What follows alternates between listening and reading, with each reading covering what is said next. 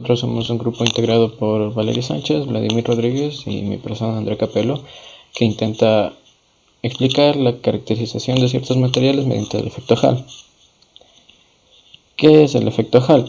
El efecto Hall es una herramienta importante para la caracterización de ciertos materiales, valga la redundancia, principalmente semiconductores, porque esto nos ayuda a determinar el signo de los portadores de carga, siendo estos portadores de carga electrones o huecos, y nos da una idea de la densidad de estos en una muestra dada.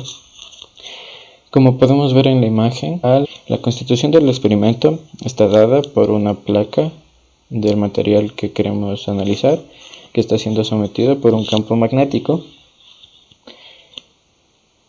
y por el cual atraviesa una corriente que tiene una dirección convencional. Esto permite que tengamos fuerzas que aparecen debido al campo magnético y debido a la corriente.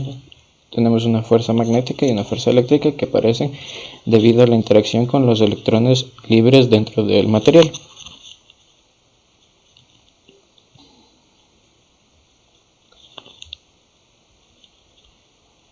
Para ayudarnos a entender el efecto Hall utilizaremos como base la teoría de Drude.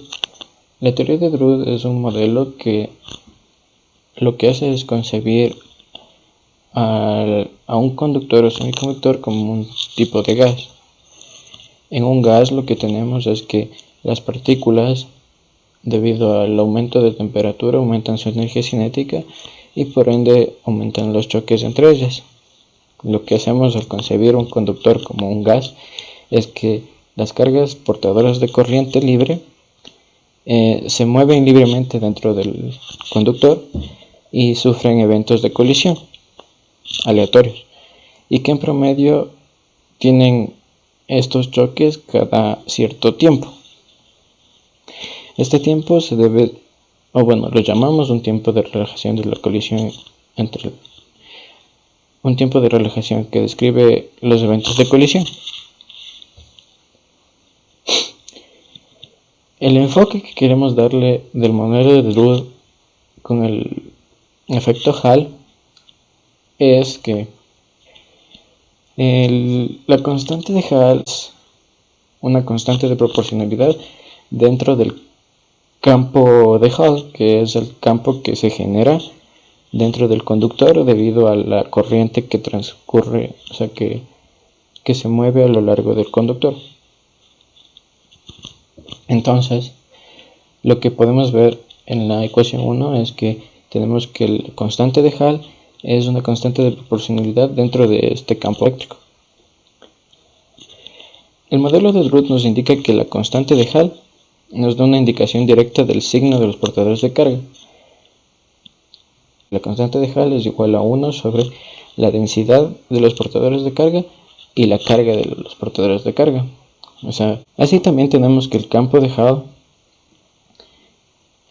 se puede medir por la diferencia de voltaje entre dos puntos. Y esta diferencia de voltaje está dado por la constante de Hall sobre el ancho del conductor, por la corriente y por el campo magnético aplicado. En la primera imagen podemos ver claramente lo que significa una banda de valencia. Una banda de valencia es la banda ocupada por los orbitales moleculares con los electrones de valencia, mientras que la banda de conducción, por los orbitales moleculares vacíos. Lo que tenemos es que existen diferentes tipos de materiales aislantes, semiconductores y conductores. En los aislantes, la banda de conducción y la banda de valencia están mucho más separadas, lo que hace muy complicado que un electrón de la banda de valencia logre escapar hacia la banda de conducción. En los semiconductores, esta distancia se recoge, por decirlo de alguna manera, y tenemos una mayor facilidad para que esto salte, mientras que en los conductores están directamente como que intercaladas o acopladas entre ellas, y tenemos que directamente los electrones libres dentro de la última capa saltan entre la banda de conducción y la banda de valencia siempre. Así podemos explicar lo que son los portadores de carga, ya que existen dos tipos de portadores de carga, los electrones y los huecos. Los electrones son valga la redundancia, los electrones que llegan a la banda de conducción en semiconductores y conductores, mientras que los huecos son la ausencia de un electrón en la banda de valencia.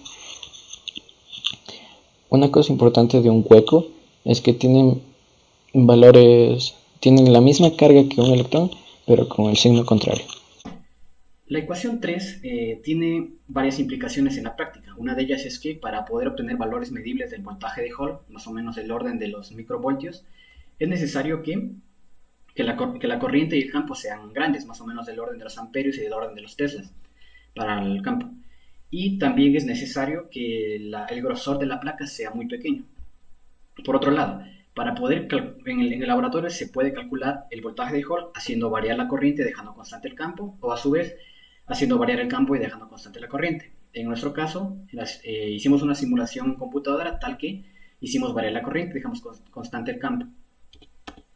El campo se fue de 7,4 teslas y el grosor de la placa a estudiarse fue de 0,09 milímetros. Y se utilizaron varias placas de aluminio, de germanio, de cobre y de oro. Para la placa de aluminio se realizó una regresión lineal entre la corriente, que varió de 0 a 5 amperios, y el voltaje de Hall generado.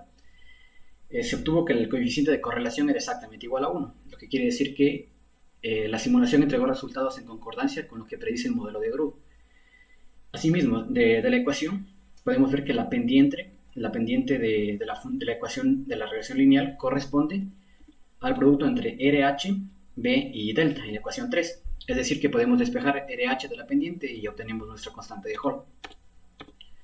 De la misma manera se hicieron regresiones lineales para el resto de placas y se obtuvo que todas tenían un coeficiente de correlación igual a 1. Es decir, todas cumplen con el modelo de Grove. Esto es debido a que nuestro simulador toma en cuenta condiciones ideales. Para todos los materiales se obtuvo que la constante de Hall era negativa, por lo tanto se puede decir que los portadores de carga son los electrones. Como observación, para el germanio, la densidad de portadores de carga es mucho mayor que la del resto de compuestos, con un orden mayor, pero la resistividad es mayor también. Eso es un resultado que no se puede esperar según el modelo de Grove, ya que si la resistividad es mayor, entonces la densidad de portadores de carga tiene que ser menor en el material. Sin embargo, el germanio, dado que su resistividad es mayor a la del resto de materiales estudiados, este aumento de temperatura es más drástico y notable. Dicho aumento de la temperatura implica un aumento en la frecuencia de choques de los electrones en el material, por lo cual el tiempo de promedio de choque aumenta, es decir, el tau aumenta. Por lo tanto, la resistividad tiende a disminuir en el tiempo.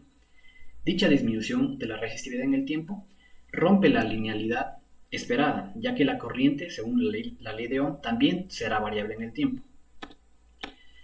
El modelo no logra predecir esta ruptura de la linealidad, ya que precisamente está utilizando condiciones ideales en las que la temperatura es constante y es a temperatura ambiente, es decir, no cambia y es pequeña. Ahora bien, ante ello se puede definir la movilidad en semiconductores como una cantidad que los caracteriza, es decir, una cantidad adicional a la constante de Hall, que es la movilidad. Es el mu que está en la ecuación, ese de aquí.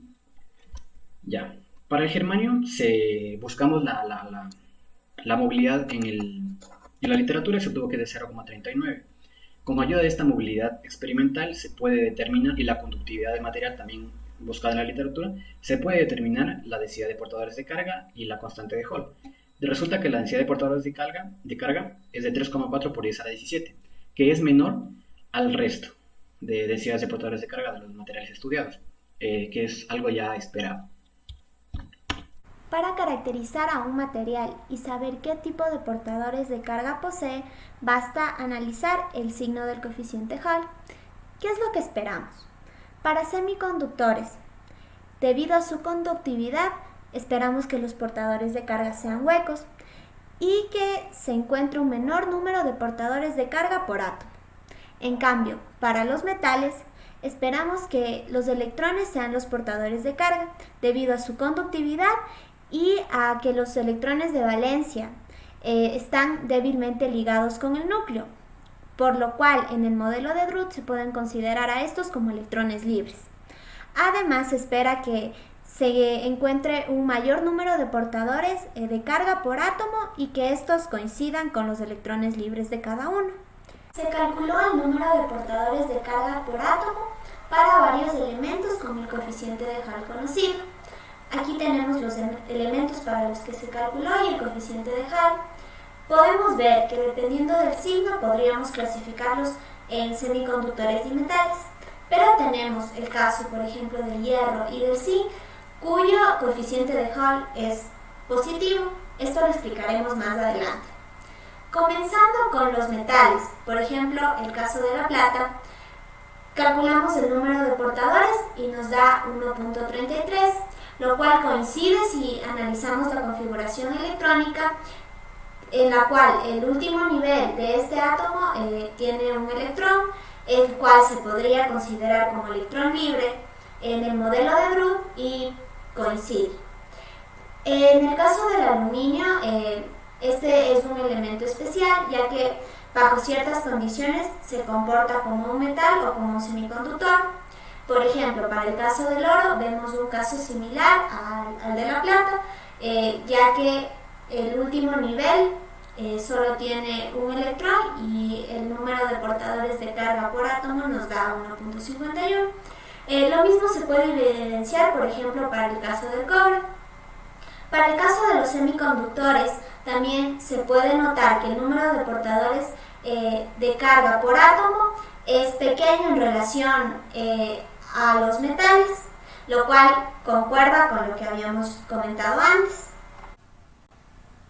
Se tiene entonces que para metales de alta conductividad los electrones son los portadores de carga, lo cual concuerda con el modelo de Born. También que para semiconductores los portadores de carga son huecos, pero distinto a lo que se había esperado, la mayoría de metales puede tener huecos como tipo de portadores de carga. A esto se lo conoce como el efecto de Hall anómalo. Esto puede ser explicado desde el punto de vista de la estructura de bandas.